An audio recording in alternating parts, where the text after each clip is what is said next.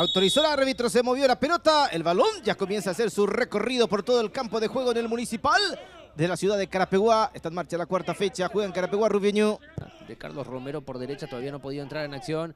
El equipo tendrá que jugar en corto para encontrar confianza con la pelota, para no mandarse en las jugadas individuales, aunque aquí encuentra el área por primera vez. Avanza Villagra, cae Villagra, le tocaron, penal para Rubio Ñu.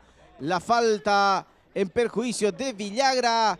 El árbitro no duda, ¿sí? Parris lo enganchó abajo. ¿Qué oportunidad tendrá el equipo albiverde de romper el cero en esta mañana? Taurato, se mueve Villagra, le va a pegar, le pegó. ¡Gol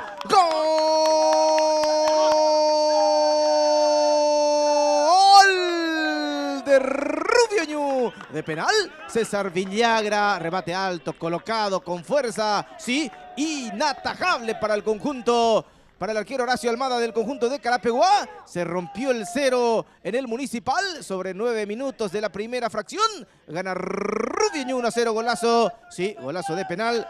Carapeguá está perdiendo, Rubio Ñu gana 1-0. ¿Lo gana bien? Lo gana bien, me parece que dentro de lo que han sido su estrategia de encarar el partido, de encontrar el gol tempranero y refugiarse, le está saliendo bien el plan por ahora. Está el empate de Omi, le va a pegar Leguizamón, le pegó.